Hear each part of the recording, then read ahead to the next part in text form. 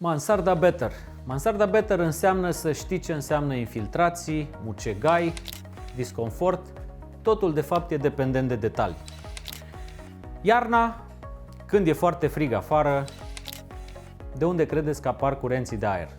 Când ușile și ferestrele sunt închise, evident, doar din curenții de convecție dintre suprafețe. Primul lucru pe care îl auzi și îl descoperi despre mansardă, în cele mai multe cazuri, atunci când visul devine realitate, e că vara e prea cald, iarna e prea frig. Așadar, oricum ar fi, consumi multă energie ca să ai acel confort pe care ți-l dorești.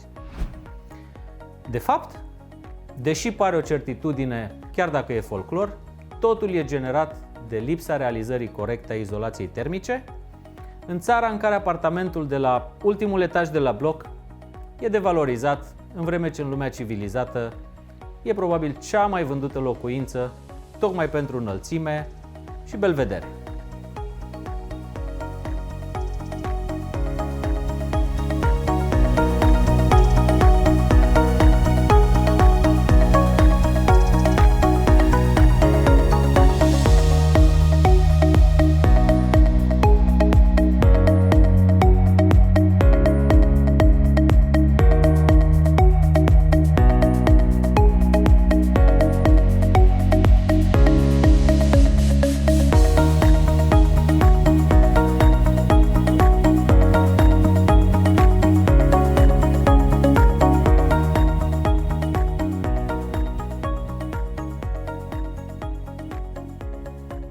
Deseori, din păcate, lipsa izolației corecte și complete, fie ea termoizolație sau hidroizolație, sunt principalele surse de probleme și de disconfort.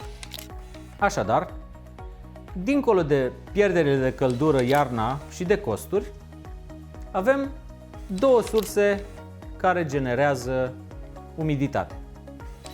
Pe de o parte, diferența de temperatură între interior și exterior, care generează condens, cât și infiltrațiile directe prin diverse defecte ale anvelopei. Hai să ne uităm la petele tipice lăsate pe tavan de infiltrațiile prin acoperiș. Este exact genul acela de pată care se vede foarte clar că este o infiltrație și nu este o acumulare generată de condens. Dacă prin comparație ne uităm la această urmă de mucegai generată de condens, vom vedea culoarea mai închisă. Dacă vedeți aceste semne, este clar vorba despre condens. Mai întâi, cele mai evidente zone sunt tipurile de condens care se formează pe fereastră, însă presupun că deja v-ați obișnuit, au devenit obișnuite aceste tipuri de condens. Probabil că nici măcar nu le mai luați în seamă. Dar hai să vedem în ce alte locuri putem găsi mucegaiul. Sub paturi, în spatele dulapurilor, în băi și deseori la întâlnirea dintre perete și tavan. Evident, cel mai frecvent în zona pereților exteriori, acolo unde zona prea rece se întâlnește cu aerul cald din interior. Hai să vedem cum scăpăm de mucegai. Pentru început, primul lucru foarte important este să înțelegem de unde pornește condensul. Cel mai frecvent, condensul este format din umiditatea din aer. În acest exemplu, hainele puse la uscat pe calorifer, caloriferul zvântă rufele, iar umiditatea se degajă în aerul din interior. Când această umiditate atinge orice corp rece din incintă, se transformă instant în condens. Hai să ne uităm și dintr-o altă perspectivă. De această dată sperăm să fie foarte util acest grafic. Hai să ne gândim că avem un ibric în care fierbem apă pentru cafea. Un alt factor la care poate nu vă gândiți este respiratul în interior. Tocmai de aceea în încăperile cu aglomerări de persoane, aerul tinde să se umezească destul de mult. Ajungi acasă seara și gătești. Din nou, avem vapori. O baie fierbinte sau un duș. Un factor foarte prezent este din rufele puse la uscat în interior. Uneori sunt peste 7 litri de apă.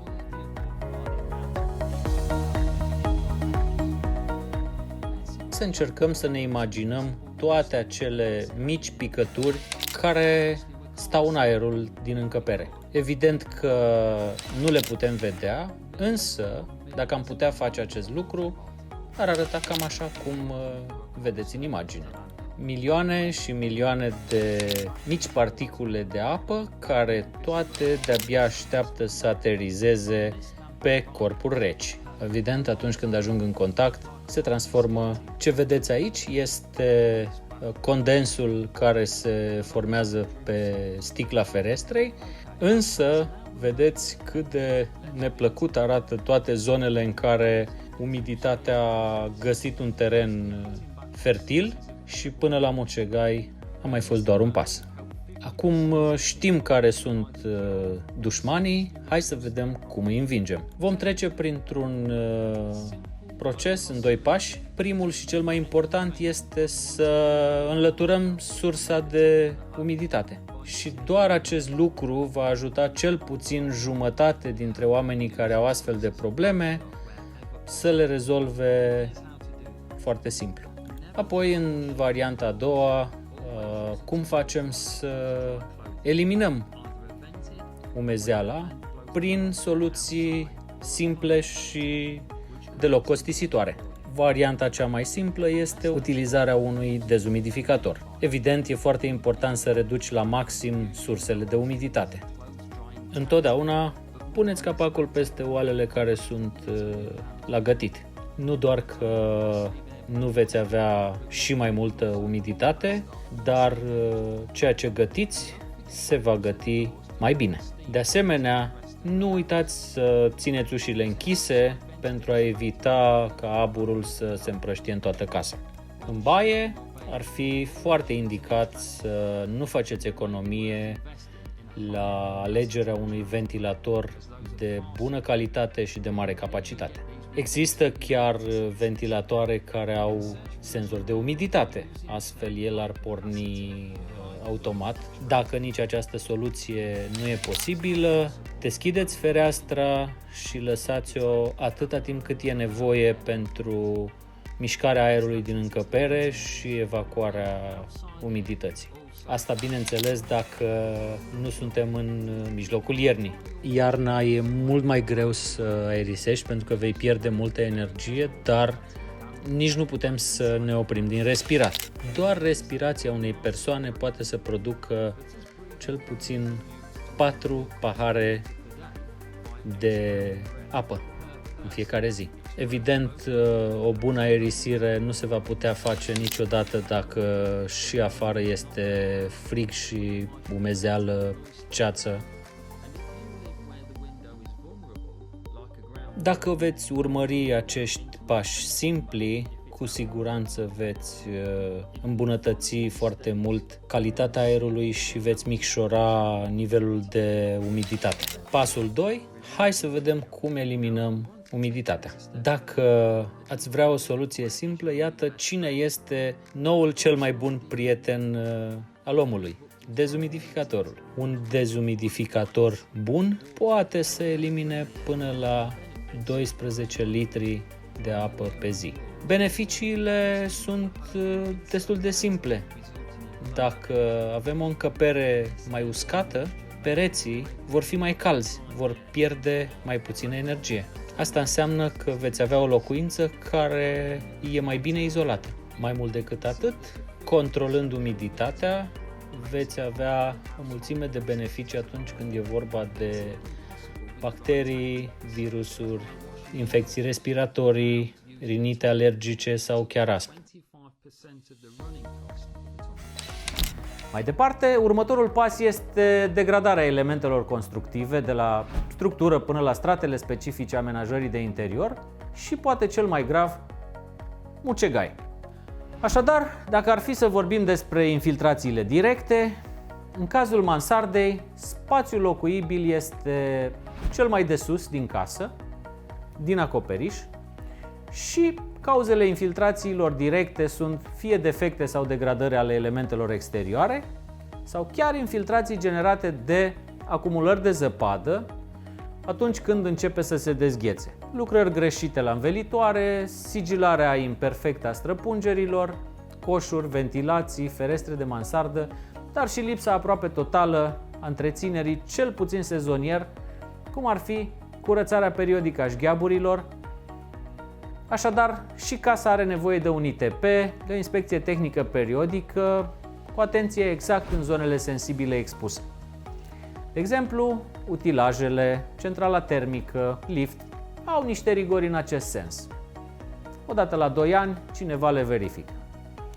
Iarnă, frig, condens și curenți asociați. Al doilea tip de infiltrații, de data aceasta, nu vin din exterior. Sunt generate de controlul vaporilor, care devin condens. Prima cauză a apariției condensului este de fapt migrația vaporilor prin termoizolația incorrectă, cu punți termice, întreruperi care fac să nu există o etanșare corectă sau chiar deloc.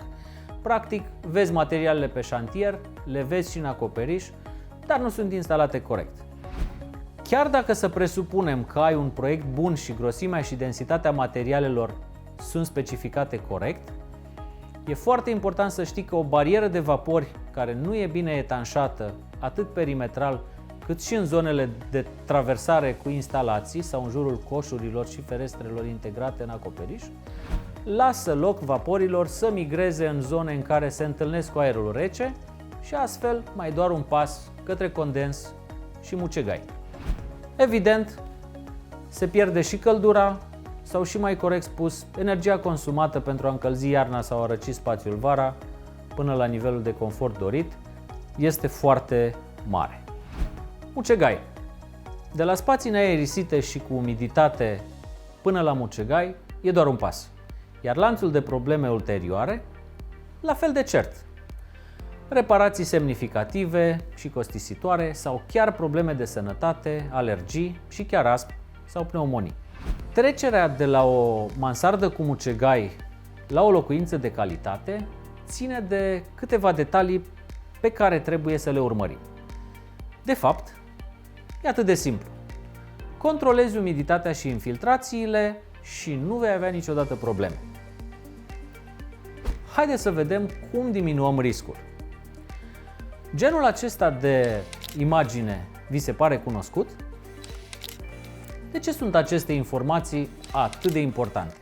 Ținta noastră este ca utilizatorul final, clientul nostru, fie că suntem vânzător, dezvoltator, arhitect sau pur și simplu un proprietar care își vinde mansarda, să fie bine informați, conștienți de plusurile și minusurile unui spațiu care poate fi cea mai bună experiență de locuire din toată istoria sa, dacă e făcută bine sau, din contră, un generator constant de nemulțumire. Avem nevoie de un viitor utilizator cât mai bine informat. Doar așa probabil vom reuși să avem niște super mansarde. Discuția despre mucegai este de fapt un pretext, deoarece demersul nostru e mult mai complex. Avem tot interesul să creștem nivelul de cunoștințe în rândul publicului larg. Sunt o mulțime de aspecte care țin de sănătate, de practici care țin de eficiență energetică, de schimbări climatice și, de ce nu, de a minimiza cât mai mult spectrul de riscuri. În lume sunt nenumărate exemple de probleme legate de calitatea aerului din clădiri, generate de mucegai, chiar în construcții recent construite, care au generat costuri de milioane, fie pentru remedieri consistente sau doar pentru înlocuirea totală a ventilațiilor, care, odată viciate, nu mai pot fi curățate într-un mod foarte serios. Odată cu creșterea nivelului de cunoștințe ale publicului larg, a explodat numărul problemelor la începutul secolului 21. Impactul pe piața asigurărilor a fost resimțit acut. În Statele Unite, în 1998 au fost doar 129 de solicitări către companiile de asigurări la nivel național, în 2001 au fost 9563, iar în 2002 au fost 227.000 de reclamații doar în Texas. De ce? Foarte interesant de știut. Știința de a avea o bună conformare a elementelor de închidere a unei mansarde este esențială și nu e foarte complicată. Aparent sunt câteva elemente simple: pereți perimetrali, structura acoperișului, ferestre, învelitoare și străpungeri către exterior, țevi, aerisiri, coși de fum. Evident, detaliile de etanșare devin acele elemente nesemnificative financiar, dar critice atunci când e vorba de impactul asupra întregii investiții. Așadar, de ce apa invadează o clădire? Putem discuta de condiții de vreme, zăpadă, lapoviță, ploaie sau doar țevi cu probleme ale obiectelor sanitare. Apoi, evident, există deteriorări în acoperiș, de obicei în zonele de îmbinări sau cu accesorii nepotrivite, șgheaburi necurățate sau nedimensionate corect și chiar defecte structurale sau greșeli de proiectare. Frecvent sunt identificate cauze ce țin de izolație nepotrivită și de ferestre montate incorect. Odată cu mucegaiul, au apărut și miturile, pe care ne propunem să le demontăm către finalul acestei intervenții și am avea așa: aș vrea să fiu sigur că la mine în casă nu voi avea mucegai. Nici o casă nu e complet lipsită de riscul de mucegai. Mucegaiurile sunt foarte prezente în mediul exterior, deci cu siguranță unii spori vor fi întotdeauna prezenți în aerul interior. Atunci când o casă e testată pentru mucegai, de fapt se urmărește dacă nivelul de spori din aerul interior e mai mic decât acela din aerul exterior. Am curățat mucegaiul cu clor, deci am rezolvat problema. Clorul nu e eficient din mai multe motive. Este diluat și nu omoară sporii. Clorul este 95% apă și mucegaiul exact apa așteaptă. Clorul nu penetrează materialele, clorul se evaporă rapid și lasă multă apă în urmă, care se infiltrează și, ce să vezi, hrănește mucegaiul. Pe scurt, clorul nu este recomandat în niciun protocol standard de înlăturare a mucegaiului. We wanted to study, introduce this actor here. This is Pseudomonas aeruginosa. It's a gram-negative bacteria, highly antibiotic resistant, and known to be related to hospital-associated infection, in particular sepsis, and ventilator-associated pneumonia. So this is our actor, and we used controlled studies to plate Pseudomonas aeruginosa on these petri dishes. And then we exposed it over time to daylight dose in those microcosms. And you can see that the yellow line is the visible light, and it has an inversely proportional relationship to the survivability factor of Pseudomonas aeruginosa. And then on the purple line is ultraviolet light in those small microcosms, and again inversely proportionate to the survivable factor of Pseudomonas. So the next piece, which is really bringing this 70 years fast forward, is that with modern DNA sequencing technologies, we can use things like metagenomics and metatranscriptomics and 16S RNA extractions to understand bacterial life in a way that we've never been able to before, because only 1% of bacterial life is culturable on average. And so with these new tools, we're able to have a much richer understanding of the microbial community. So in this study, we looked specifically at dust, and this just shows the spectra of the two different glass sources, and then we also did a dark covering. So we have a UVA, UVB, terrestrial UV enriched source, and we have a visible and IR enriched source, maybe more similar to what we might find in our indoor in buildings. And we use two techniques that again, I'm an architect, so I have to lean on my friends in microbiology to understand these, but one is called Propidium monoazide, and it's a chemical, kind of a wet lab biological treatment of the dust, which will separate the total bacterial community from the viable, so it attacks the cell wall of bacterial community, bacteria that are not viable. And then the other thing that we use is something called qPCR, or quantitative polymerase chain reaction, which allows us to count the total number of bacteria. So many studies today, even still with these advanced techniques, are just giving relative abundances. So with that technique, we can understand total absolute abundance.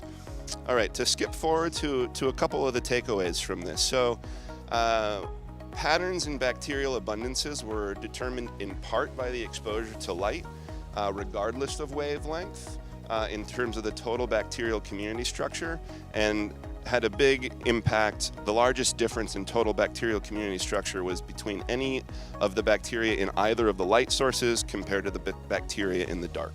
Ce este umiditatea relativă? Aerul cald poate să susțină mai multă umiditate decât aerul rece. Umiditatea relativă 50% înseamnă că aerul susține deja 50% din cantitatea de vapor pe care îi poate suporta, iar la 100% înseamnă că peste această limită aerul nu poate să susțină mai mulți vapori. Condensul apare atunci când temperatura scade semnificativ sau nivelul de umiditate crește peste limita de echilibru. De exemplu, un pahar rece de limonadă cu gheață într-o zi fierbinte de vară sau niște flori de gheață pe o fereastră, iarna, sunt două situații în care, iată, avem o grădină de mucegai care poate oricând să înflorească, dar e foarte important să știm că trebuie să aerisim. Așadar, marile probleme sunt întotdeauna în micile detalii. Mansarda poate cu siguranță să devină un vis împlinit atunci când și doar atunci când înțelegi provocările unui parcurs corect, de la concept până la felul în care o utilizezi în fiecare zi.